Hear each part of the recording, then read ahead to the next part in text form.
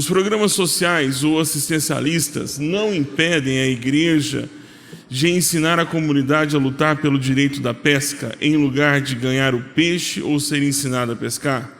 A igreja, na verdade, não está gerando gente preguiçosa ou, em tese, programas de autoajuda para ela mesma?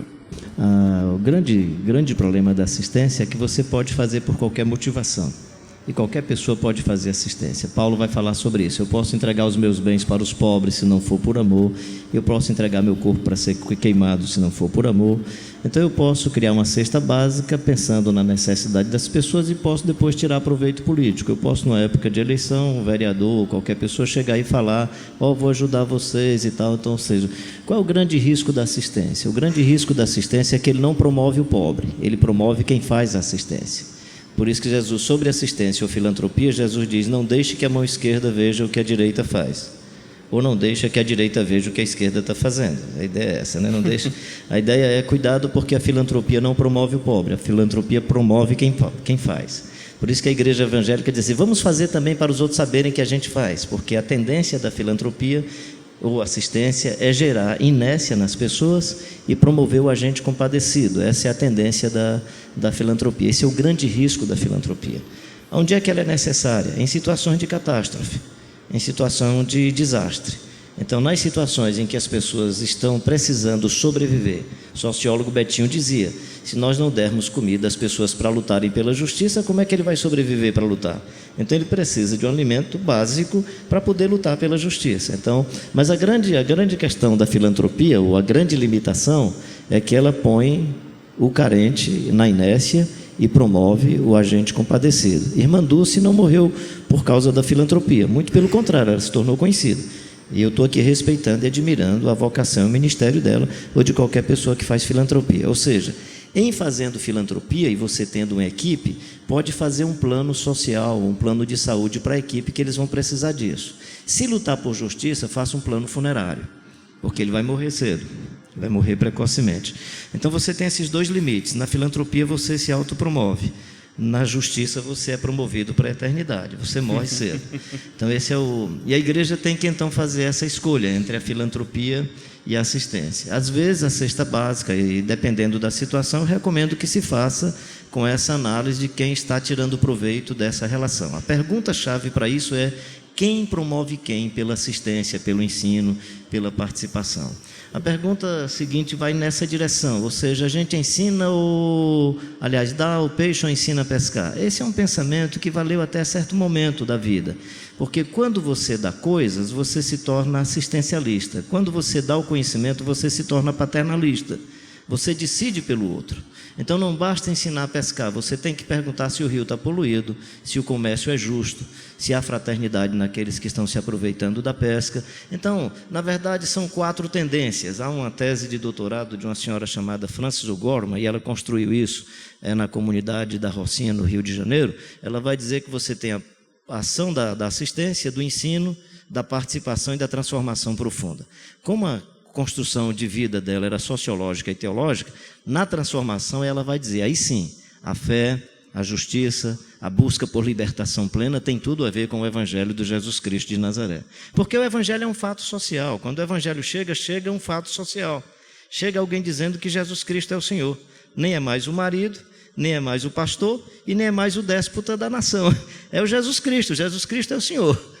Aí eu não vou obedecer à função ou ao papel, eu vou obedecer a quem pratica o bem. Por isso que a Bíblia diz: Deus colocou a autoridade para o louvor de quem faz o bem e para o castigo de quem faz o mal. No momento que a autoridade louva quem faz o bem, louva quem faz o mal, protege quem faz o mal e castiga quem faz o bem, essa autoridade perdeu o princípio de autoridade. Então a autoridade não é a função e a pessoa. Qual é o papel da igreja nessa questão? É ter influência social. Então, por exemplo, desculpa o pessoal das igrejas históricas, vou falar aqui do falar em línguas e tal, desculpa a minha referência sobre isso, e os pentecostais, desculpa eu dar uma ênfase só social. Qual é a prática da igreja até chegar ao pentecostalismo no Brasil? De qualquer igreja, só fala o teólogo, só fala quem tem uma boa retórica, só fala quem fala bem. Aí você tem uma experiência social que alguém fala de qualquer jeito, lá no meio da bancada, e interessante, às vezes, geralmente uma senhora, né? E aí ela fala, atrapalha o cara que estava fazendo o discurso, né? E aí você chega para ela: o que foi que você disse? É mistério. certo? Do ponto de vista social, o que é que aconteceu? Uma pessoa que não tem boa retórica, que fala de qualquer jeito, que ninguém entende, também fala. Do ponto de vista social, houve uma democratização da voz. Houve uma democratização do espaço de participação. Então, o evangelho em si é um fato social, que gera participação, que gera o direito do outro falar. Meu pai foi um cidadão que aprendeu a ler lendo a Bíblia. Aí, quando era a nossa igreja, os jovens começaram a ingressar na universidade, aí tinha um culto de formatura. Dificilmente ele era chamado para o culto de formatura, porque os professores da universidade viriam, os jovens, não sei o quê. Mas ele fala errado, aqui é acolá. Aí vinha um outro pastor. Aí chegava, e aí, pai, como é que o senhor se sente? Besteira, filho, esse cara aprendeu aí nas cadeiras de teologia. Eu aprendi, foi aos pés do Senhor. Então, assim, o evangelho traz um novo fato social que coitado dele, né? É igual, por exemplo, você para se sentir mulher legal, você usa um brinco, não sei o quê e tal. A mulher mais pobre que não tem vai para a igreja e diz, eu sou santa, essa é mundana. Então, assim, ela não tem o poder de compra, mas ela tem o poder, a partir dessa experiência religiosa, de expressar a sua dignidade. Então, o evangelho é em si um fato social, a gente não pode descartar isso. É uma experiência social, e é uma experiência social pelo avesso. Essa é que é a beleza do evangelho. Agora, em se tratando da missão, eu nem gosto dessa ideia de responsabilidade social, porque um posto de gasolina pode ter responsabilidade social, ou seja, o negócio dele é o lucro, e para melhorar o seu produto, ele faz uma coisa social. O negócio da igreja é proselitismo, para melhorar a sua imagem, faz responsabilidade social. Não é essa a questão. A nossa missão é uma missão, e o Espírito do Senhor está sobre mim, pelo que me ungiu para evangelizar ou para anunciar as boas novas aos pobres. Isso é um fato, digamos, sobrenatural da comunicação do evangelho. Para dar vista aos cegos, o que é isso? Uma dimensão física. Para pôr em liberdade os oprimidos, o que é isso? Uma opção sociopolítica. Tá certo? Então o evangelho, quando Jesus diz o Espírito do Senhor está sobre mim, está dizendo que a nossa dimensão vai da filantropia em situações de catástrofes, em situação de necessidade extrema, até que o indivíduo saia dessa situação, mas vai às últimas implicações da justiça. Ontem nós falamos sobre o bom samaritano que acolheu aquele cidadão. Ali foi filantropia. Mas o nosso tema, naquela situação, não seria só fazer filantropia. É perguntar assim, cadê a segurança pública? E por que esse cara não foi protegido? Por que caminhando ele é assaltado? Que é o tema da justiça, que é o tema do direito, de ir e vir sem ser. Então, como o tema de Jesus não era aquilo, inclusive o tema de Jesus não era acolher o cidadão, porque o tema de Jesus, pegando o capítulo 9, era o tema dessa crise violenta entre samaritanos e o povo lá de Jerusalém. Esse era o tema, né? E ele traz essa história. Mas ali, se a gente quiser desenvolver mais o texto, tem um problema seríssimo, que é o problema de segurança pública. Então não basta você ser filantrópico e pegar quem está no meio da estrada. A pergunta, por exemplo, do nosso contexto é por que nós vamos deixar as pessoas passando por essas situações. Então o evangelho vai desde a filantropia até a luta por justiça. E você que quer lutar por justiça, prepara o passaporte para a eternidade, porque você vai ser ceifado precocemente. Você vai sofrer a cassação eclesiástica e pode sofrer uma cassação cívica e pode sofrer uma cassação de viver nesse mundo e para a eternidade, o que é legal, todo crente quer ir para a eternidade, quer ir logo, então é melhor lutar por justiça.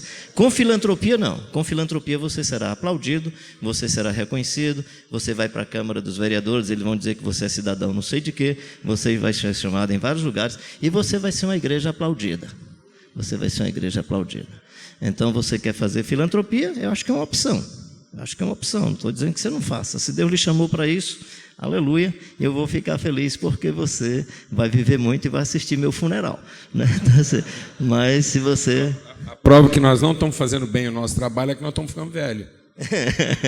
Exatamente. Quando perguntam se eu estou seguindo o direito Jesus de Nazaré, eu digo que não.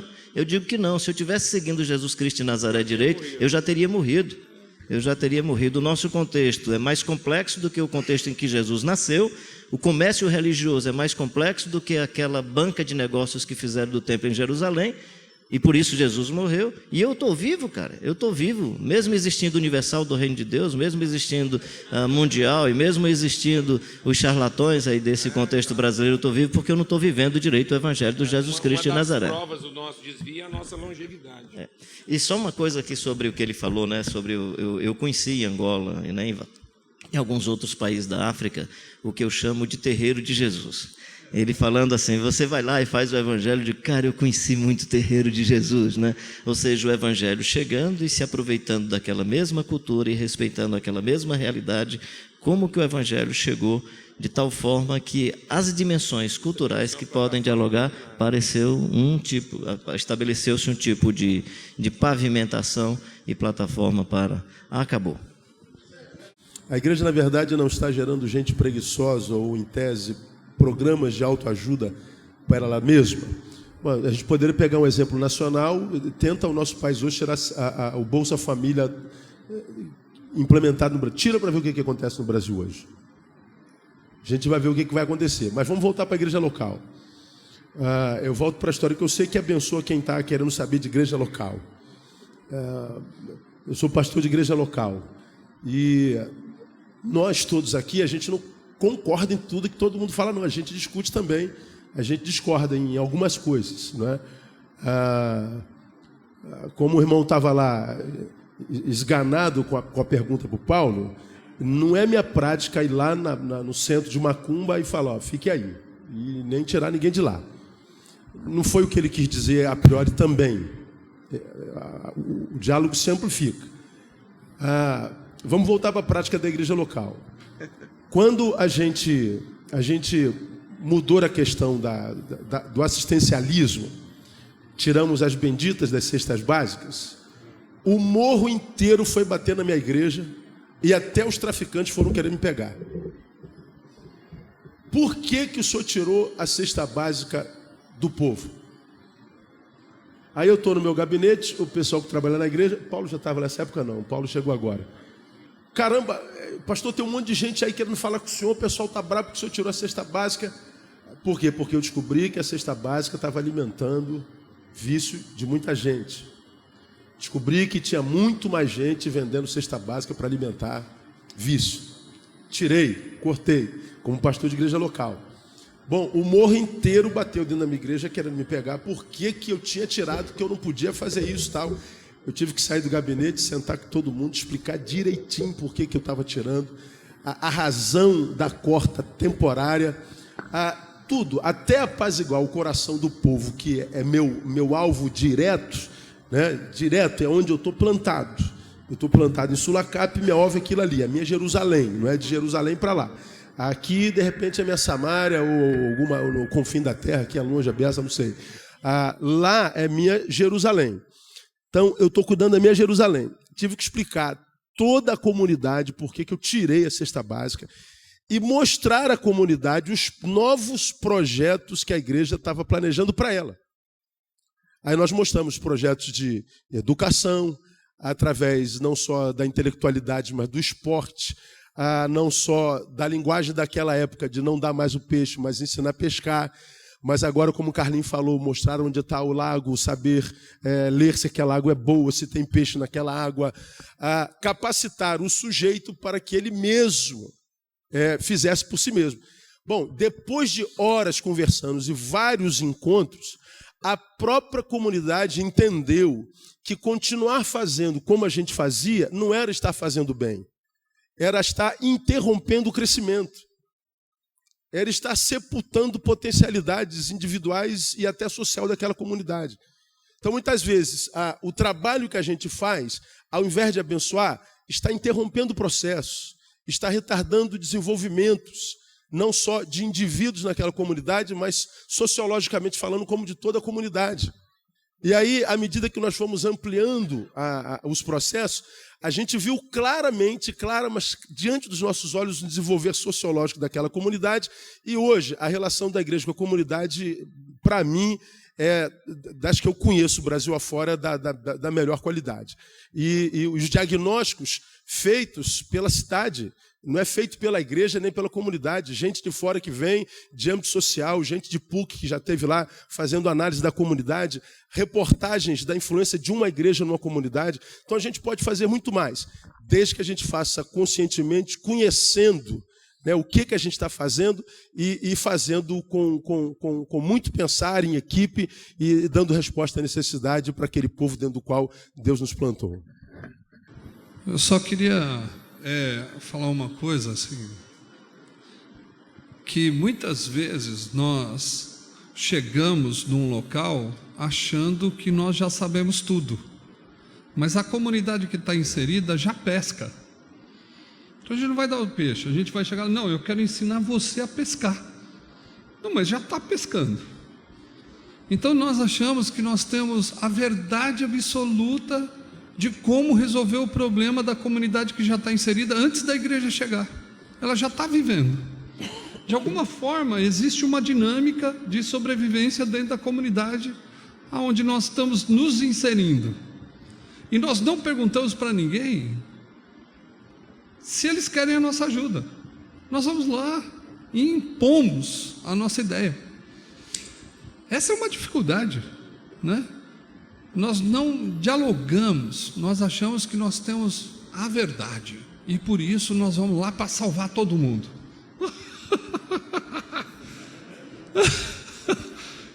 Então, o que nós precisamos fazer é conhecer a comunidade ao qual nós queremos cooperar com ela, para que ela continue pescando. E muitas vezes nós queremos mudar toda a dinâmica de uma vida que já existe. E isso é uma dificuldade. E também outra, eu quando eu entrei na comunidade do cigano, eu olhava as mulheres todas sentadas na rua, na cadeira, conversando e tirando o piolho das crianças. Eu falei, meu Deus, ninguém faz nada nesse lugar. Acho que tem alguma coisa errada. A gente tem que pôr todo mundo para trabalhar. Mas quem disse que isso está certo? É que a gente vem de uma cultura de trabalho, que tem que fazer, que tem que produzir, corporativa. E nós esquecemos que ali tem uma relação tão bonita entre mulheres que poderia desenvolver essa relação melhor. E aí a gente esquece que elas estão sobrevivendo, que elas estão vivendo, são felizes aonde estão, e a gente quer tirar a felicidade delas para impor uma felicidade que talvez nem dá certo. E aí quando eu vim para Belém, eu vi as mulheres todas sentadas na calçada, que é um costume lá, né, onde eu fiquei, conversando, na maior felicidade. Falei, puxa vida. Aí comecei a sentar junto para conversar, para saber como que é esse negócio. E elas estavam lá felizes, porque são amigas, porque uma ajuda a outra, uma conversa com a outra, uma pode dividir o que tem com a outra. Falei, que dinâmica bonita. Já estão pescando, mas nós achamos que eles não pescam. Essa é uma dificuldade. Eu acho que a leitura, como o Neil disse, é de suma importância para a gente descobrir quais são as deficiências e aonde nós podemos cooperar com eles, e não que eles vão cooperar com a gente. Nós temos que cooperar com o desenvolvimento, se eles quiserem, e não se eles não quiserem, né? Então, tem gente pescando já. Nós só precisamos ajudar a pescar. Acho que uma coisa que a gente precisa trabalhar é que nós estamos falando da ação da fé cristã num mundo construído a partir da fé cristã. E isso faz toda a diferença. A fé cristã foi se desenvolvendo no Ocidente, principalmente. Num primeiro momento, a fé cristã se aliou ao sistema feudal, mas depois a fé cristã, principalmente de verve protestante, foi rompendo com o feudalismo e dando início ao que nós chamamos de Estado moderno. Esse Estado moderno é fruto do trabalho dos cristãos, os nossos pactualistas, Rousseau, Diderot, Voltaire, Montesquieu. Os nossos pactualistas começaram a propor um novo Estado, um Estado onde o ser humano deixava de ser vassalo e passava a ser cidadão, sendo cidadão um sujeito de direitos. E o Estado e a nação agora era representada não mais pelo direito divino ao reino, mas pela Carta Magna. Então, a nação é o que a Carta Magna diz, o que a Constituição diz. E isso é subproduto da fé cristã. Então, a fé cristã foi gradativamente construindo uma nova consciência de Estado e uma nova consciência de relação entre o ser humano e o poder, onde o poder foi gradativamente levado à condição de serviço e o ser humano à condição de beneficiário do serviço do poder, como cidadão. Quando a igreja, em pleno século XXI, vai atuar, ela tende a atuar a partir das conquistas que ela mesmo promoveu no Ocidente. Nós não estamos recomeçando a Igreja de Jesus Cristo, nós estamos chegando na Igreja de Jesus Cristo. A Igreja de Jesus Cristo está atuando no mundo há 2000 anos. Nós não estamos reinventando a Igreja de Jesus Cristo, nós estamos chegando na Igreja de Jesus Cristo. E à medida que a gente vai chegando, a gente vai revendo tudo que Jesus Cristo ensinou e tentando corrigir os equívocos da história, mas sem perder os ganhos da história. Então, um dos ganhos da história cristã é a noção de direito, a noção de cidadão. Cidadão como sujeito de direitos. O Estado moderno, que é o Estado criado pela fé cristã, gerado pela fé cristã, é um Estado servo da nação, de modo que o poder agora é uma relação de serviço e não uma relação de potência. Que ele pode mais, quem pode mais, manda mais. Não é isso? Então, pensar em ação social da igreja, em inserção social da igreja, sem se lembrar de que nós estamos no Ocidente cristão, que nós construímos a noção de Estado moderno, nós construímos a noção de pacto, nós construímos a noção de direito, nós construímos a noção de serviço, de res pública, de coisa pública. Essa noção é uma noção cristã. Antes não havia res pública, não havia coisa pública. Havia nobres que eram os donos da terra e os donos e os proprietários daqueles que para eles trabalhavam. Nós transformamos tudo isso em res pública. Isso aqui é público, isso é de todo mundo. Quem disse isso? Os cristãos disseram isso. Então, quando a igreja entra para tornar isso efetivo em todos os ganhos que a igreja mesmo propôs ao mundo moderno.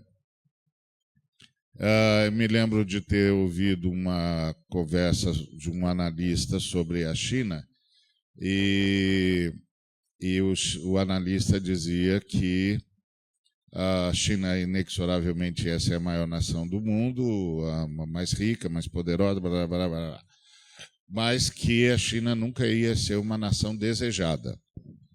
E aí ele explicou. Por exemplo, quando o mundo era liderado pelos britânicos, as pessoas não queriam apenas o que os britânicos tinham, eles queriam ser britânicos. Quando o mundo passou a ser liderado pelos estadunidenses, as pessoas não queriam apenas ter o que os estadunidenses tinham, eles queriam ser estadunidense. E isso não vai acontecer com a China, dizia o analista. E aí o repórter pergunta para ele por que isso não vai acontecer na China. Ele diz, não vai acontecer na China porque a China não é cristã. E só os cristãos conseguiram fazer as suas nações darem saltos existenciais, saltos de qualidade. E aí as pessoas viam a nação dos cristãos e queriam ser daquele jeito.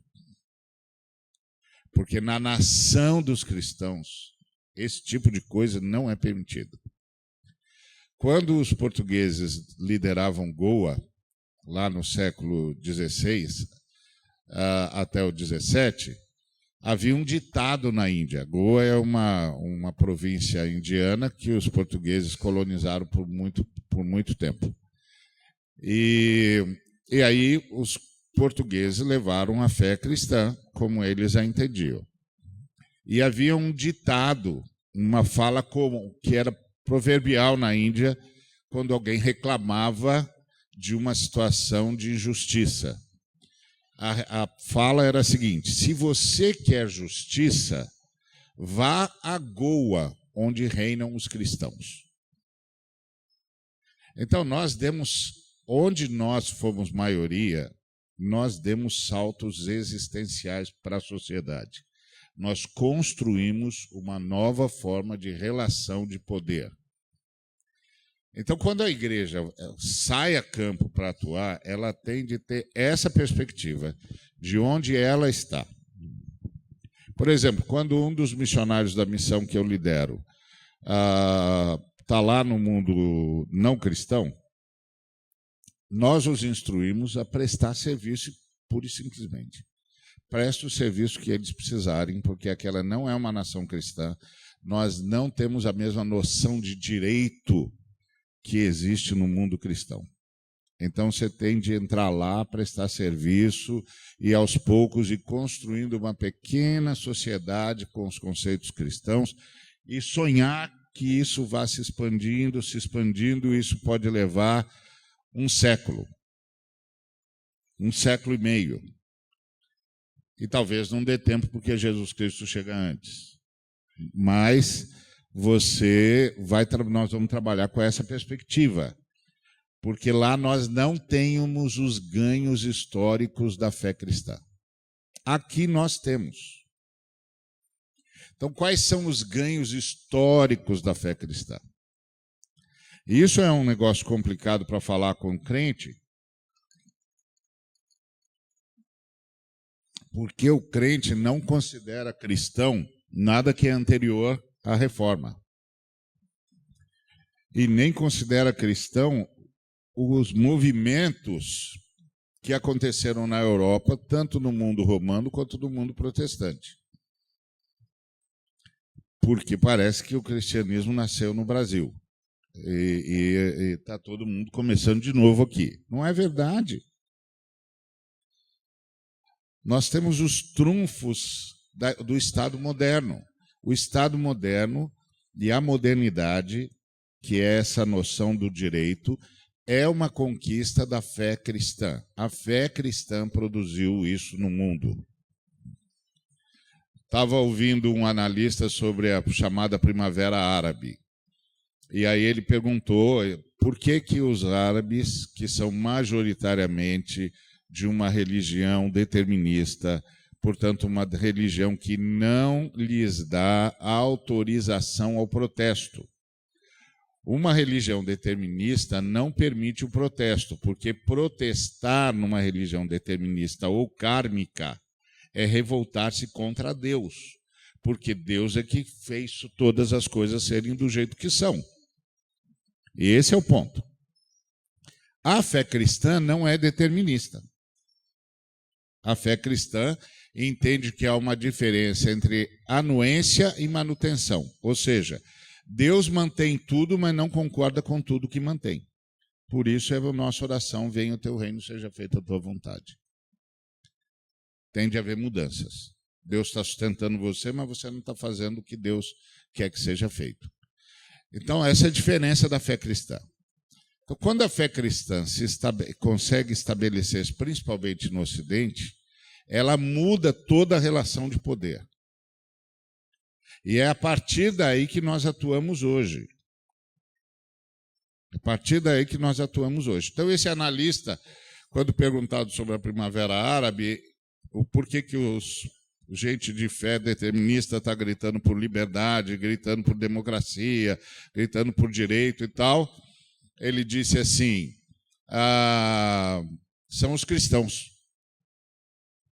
Aí o repórter disse: não, mas eles não estão se convertendo à fé cristã. E o analista disse, eu sei, mas os cristãos estão atravessando as fronteiras através das redes sociais. E os cristãos estão dizendo para os outros povos, vocês não sabem o que é democracia, vocês não sabem o que é liberdade, vocês não sabem o que é direito. Esses caras estão fazendo isso com vocês porque esses caras estão usurpando o direito humano. E direito humano é uma consciência cristã. Um dia perguntaram para o Pondé numa entrevista, os cristãos são a favor ou contra os direitos humanos? Ele disse, meu amigo, tudo que nós sabemos de direito humano foram os cristãos que disseram. Antes dos cristãos, isso aqui era uma barbárie. Os cristãos aqui disseram, está tudo errado, não pode tratar criança assim, não pode tratar idoso assim, não pode tratar pessoas assim, está tudo errado, não é assim que Deus quer, o homem é um sujeito de direitos. Deus quis assim. É outra história. Então, os cristãos criaram a modernidade, o Estado moderno, que é um Estado de direitos. Então, quando a igreja entra, ela entra com essa concepção de que ela é herdeira de uma história. Uma igreja local ou uma denominação que se isola da história cristã, não sabe quem é, não sabe onde está e não sabe o que vai fazer. Todo mundo que lê a história a partir de si mesmo está perdido no tempo. É preciso se inserir na história e entender quais as conquistas que nós já tivemos, quais as conquistas que ainda temos de ter. Então, você entra numa comunidade, como o Neil começou a fazer, você vai ver o que é aqui uma questão de direito, o que é aqui uma questão de necessidade premente, o que é aqui um projeto de longo prazo, o que é aqui um projeto de emancipação social, onde nós temos de convocar o Estado, onde nós temos de gerar consciência, onde nós temos de praticar, portanto, advocacy e onde nós temos, portanto, de gerar consciência social, onde nós temos de gerar comunidade, empreendedorismo social. Essa é a ideia. Então, quando nós estamos falando de missão integral, nós estamos dizendo que nós temos de honrar a história que nós mesmos construímos. Nós mesmos construímos. O problema é que nós fomos manietados pela escolha dos irmãos dos Estados Unidos, que transformaram o capitalismo individualista ao extremo em ideologia de Deus. E incorporaram a fé deles à ideologia capitalista. De modo que a ideologia capitalista levada ao último estágio é o fim do Estado. E é o fim do sujeito de direitos. Porque cada um é responsável por si mesmo. E se o sujeito não dá conta, problema dele. Isso é o capitalismo levado às suas últimas consequências. Você vê isso na teologia da prosperidade. Eu já contei várias vezes de um homem da teologia da prosperidade que me procurou perguntando se a Visão Mundial podia dar para ele cestas básicas. Eu disse, geralmente nós não temos cestas básicas, mas você deu sorte, porque nós recebemos uma grande doação de cestas básicas e a gente nem sabe o que fazer com isso. Aí ele falou, tal lugar está precisando desesperadamente, lá na igreja tal, mas tem de entregar na surdina. Falei, como é que eu chego na Visão Mundial e digo que é para dar cesta básica na surdina? Como que eu explico isso para eles? Por que surdina? Aí ele disse, é porque o pastor é de uma igreja neopentecostal e o líder máximo da igreja disse que não é para ajudar ninguém que estiver passando necessidade, porque se a pessoa está passando necessidade é porque ela não tem fé. Então, se você ajudá-la, você aumenta a situação dela de incrédulo. Você aprofunda a incredulidade. Então, você não pode fazer isso. Ele tem de reagir com fé. Isso é o capitalismo levado às últimas consequências na teologia. E aí eu disse, bom, e você quer que eu ajude o cara a ser rebelde?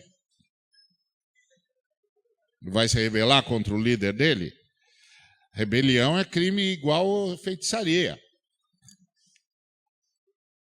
E aí, e agora? Ele falou, rapaz, sabe o que é? Por isso que tem de ser na surdina. Porque o cara não quer parecer rebelde, mas ele é pastor mesmo. E ele não aguenta mais ver o povo dele passando fome. Esses desvios na fé cristã nasceram quando os irmãos dos Estados Unidos decidiram que a ideologia deles era cristã. Só que a ideologia deles não é cristã. Nenhuma ideologia é cristã. A fé cristã é autônoma. A fé cristã é a fé do jubileu. A fé cristã é autônoma. Nenhuma ideologia é cristã. E por que a fé cristã é autônoma? É que ela gerou o Estado moderno, que é o Estado de Direito. E a maioria de nós aqui olha para os Estados Unidos da América achando que os Estados Unidos da América é um Estado de direito, mas não é verdade. O direito que há nos Estados Unidos e que é garantido é o da liberdade individual. Mas o cidadão americano não é um sujeito de direitos, porque se ele não tiver dinheiro, ele não tem tratamento de saúde. Se ele não tiver dinheiro, ele não come. Então, ele é um cliente. Cliente é quem pode pagar. Vá para a Europa. Lá na Europa você encontra estados de direito. Estados cristãos. Os estados cristãos estão na Europa. Principalmente na Europa do Norte. Lá o cidadão é um sujeito de direitos. Ele come, ele tem saúde, ele tem casa, ele tem acesso. Porque aqueles estados são estados cristãos. Então, nós aqui no Brasil precisamos rever a história da fé cristã e lembrar que a igreja não nasce no ministério iluminado que você conheceu, que bota a foto dele na frente da placa. Não nasceu ali. Não nasceu nem mesmo nas divisões denominacionais que nós temos. A fé cristã nasce há 2000 anos e vai mudando a história. Derrota o Império Romano. Depois derrota os seus próprios equívocos e vai construindo a noção de modernidade. E aí a crise cristã hoje é que o mundo está mudando dos direitos humanos para os direitos individuais. E a fé cristã não está sabendo como lidar com isso. E isso é um aprendizado. Nós temos de sentar todos e dizer, bom, e agora que as pessoas estão querendo mudar de direitos humanos para direitos individuais, como é que a gente se porta? Porque direitos humanos é para construir a comunidade internacional. Direitos individuais é para construir noções altamente existencialistas e nihilistas. Como é que a gente se porta aqui? É essa crise que nós estamos vivendo. E aí, assistencialismo e emancipação social está dentro do bojo da construção cristã, que é a noção de se tem uma premência, tem um ato imediato. Após a premência, tem de elaborar a construção de uma sociedade de direitos. Num Estado cristão, ou no Ocidente cristão, isso já está posto, vamos usar isso. Num lugar onde o Estado não é cristão, a sociedade não é cristã, isso não está posto, então nós precisamos trabalhar a partir de um projeto de serviço. Aí você tem uma doutrina social cristã, que considera a história, considera o que nós já construímos, e agora que inserção nós podemos ter a partir do que nós construímos e da carência que nós percebemos no lugar onde nós estamos. Então tem coisas que a gente vai acionar o Estado, tem coisas que a gente vai construir a partir da conscientização local e tem coisas que a gente vai ter de responder imediatamente, porque senão o sujeito morre. Eu só vou complementar. Eu acho que a igreja que era protagonista, de vanguarda, agora ela perdeu o bonde da história. Então nós estamos tentando, de alguma maneira, entender essas coisas, esse mundo moderno, compreender alguma coisa no olho do furacão, que nós estamos também tateando algumas coisas que nós não entendemos, não compreendemos, né? Então, quando falamos da cesta básica aqui, quando o governo da cesta básica, ou o governo da algo, no princípio, a princípio assim parece assistencialista, vê se você me entende, parece assistencialismo, mas quem conhece um pouco o Nordeste, e eu converso com quem conhece o Nordeste, e há um projeto na igreja no interior de Pernambuco, hoje ele resgatou, se começou como assistencialista, hoje se você vai, antes tinha um boia fria sentado no chão, e aí o dono lá, o coronel, chegava e dizia, amanhã, 3 horas da manhã, 4 horas da manhã, eu passo aqui, eu vou pegar você, nós vamos cortar a cana, vou pagar e vou chutar aqui, R$5 o dia, 15, etc.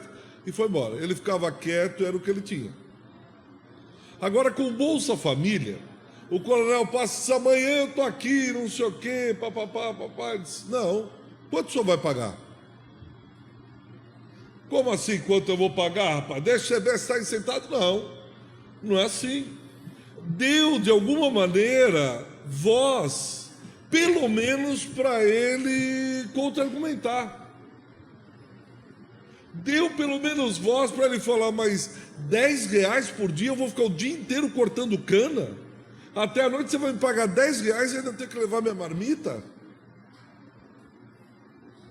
Isso aí está errado. Espera aí, não. Vamos conversar, vamos dialogar. Quando Neil, a igreja, por 30 anos, dá a cesta básica, e de repente ele tira, eu achei fantástico. Aquele povo desceu o morro para conversar. Quais são as razões que levaram o senhor a tirar a cesta básica? Seja por assistencialismo no princípio, seja o que for, deu voz para que eles, no mínimo, negociassem e questionassem o pastor. Pastor, o senhor acha que é todo bonitinho aí? O senhor, como que é assim? Chega, os velhinhos estão fazendo isso, o senhor vem e tira? Pelo menos eles estão conversando. Pelo menos eles estão batendo papo e dizer por que isso. E eu acho que a experiência, isso que eu acho que o Neil tentou trazer, a minha experiência, nós começamos. E não vamos acertar todas as vezes, nós vamos errar algumas vezes. Nós vamos ter, eu não tenho a experiência do Paulo Júnior, minha experiência pentecostal, a gente entrava, eu ia em terreiro de Umbanda mesmo para desafiar o Pai de Santo. Na porta da Telma aqui, remanescente daquele período, nós íamos entrar nos cultos, tinha galinha morta, champanhe na entrada do templo. Eu fui criado com o culto de libertação. Durante muito tempo a igreja não precisou comprar galinha, nem champanhe. Nem champanhe. Não, depois entrou a crise e fazia com o caldo aí quinó. Bagunçou. Não usava galinha, era só o caldo quinó. As galinhadas da igreja estavam garantidas. Essa é a minha experiência. E chegar e ir para cemitério meia-noite, começar sexta-feira o culto de libertação, 6 horas da tarde, a gente já estava lá, e não tinha hora para terminar. Meia-noite tinha demônio caído ali no chão, rolando. Eu lembro bem de uma vez, eram 11 e pouco, cansado pra caramba. O cara começou a rolar e disse: demônio, peraí, cara, eu tô cansado pra caramba. Cheguei aqui cedo. Aí eu pensei, falei: espera aí, daqui a pouco te expulso, mas agora não dá. E depois que a Universal entrou, tirou todos os demônios, sobrou um. Quando cai um na igreja, todo mundo vai pra cima e tenta: é meu, não, esse é meu, porque foi embora. O pessoal foi tudo embora. A Universal não deixou um. E eu acho que essa experiência é muito válida. E aí termino, quando o Ari fala da América do Norte, eu fiquei logo pensando, quem não conhece a história do Bin Laden, o Bin Laden foi treinado pela CIA. E ele regimentou um monte de gente que tinha filas e filas de voluntários para serem homens-bomba.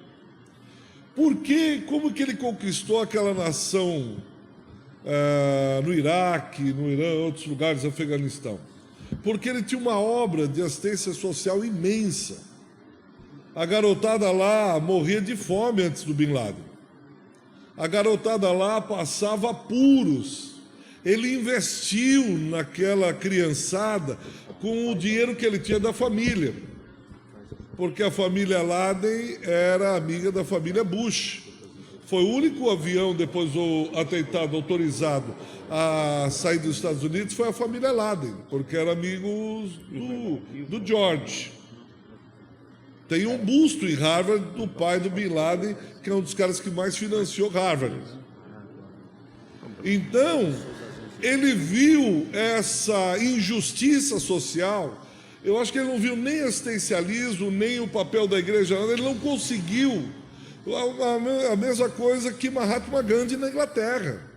Ele volta para a Inglaterra e com diploma, etc., mas ele diz: é injusto isso. E isso é mais antigo que andar para frente. Moisés olhou o Egito e disse: eu não posso ficar no palácio. Ô, Moses, para com isso, velho. Dá licença, mano. Você aqui tem uma vida inteira pela frente. Você vai ser doutor. Você vai ser isso. Ele diz: não dá para ficar no palácio. Eu tenho que descer e ficar no meio do povo. Foi o que o Bin Laden, não estou comparando o Bin Laden com Moisés, mas o Bin Laden vai para o meio do povo dele e começa a ajudar e trabalhar com as crianças. Mahatma Gandhi diz: o que a Inglaterra está fazendo é injusto. É injusto, isso desperta esse povo. Roubaram o meu tempo lá que não acabou, que eu estou cronometrando, viu? Isso é injusto. Isso é injusto. Eu sei quem está por trás disso. Eu sei quem é essa mão de gato. Então é injusto isso. Eu acho que ele se faz de desentendido. E eu acho que a igreja tem que ser protagonista. Não é justo se dar mais 5 minutos. Não, agora está certo. Agora está certo, porque eu tenho o que dizer. Então, se nós começarmos a mostrar isso, e aí a fala do Ari trazendo, né, começar a repensar essas coisas, e eles virem para o Brasil, quando saírem, diz: puxa, tem uma igreja atuante, tem alguém que faz alguma coisa. E 15 dias antes da guerra do Afeganistão, quando os Estados Unidos da América invadem o Afeganistão, as ações daquele avião invisível, o F-117, a empresa estava em regime falimentar. 15 dias depois do início da guerra, era uma das ações mais valorizadas na Bolsa de Nova York. Então a guerra trouxe muito lucro. Bin Laden está vendo tudo isso. Quem fornece todo o petróleo é Dick Cheney, que é o vice-presidente dos Estados Unidos, e que fornece o petróleo para os aviões, para os tanques e para os carros.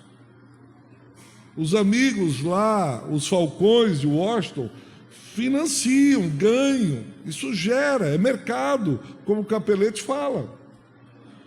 E o mundo vê isso. O mundo vê isso. Ontem foi pregado sobre as obras, a luz. O Evangelho traz a luz, antes de ontem.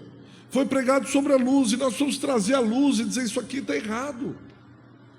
Isso aqui está errado, não pode ser, esse negócio é injusto. Agora, se não quisermos sair do palácio, se quisermos ficar com o diploma da Inglaterra, se quisermos ter um busto em Harvard, isso aí vai ficar, não vai dar em nada, aí acabou. Valeu.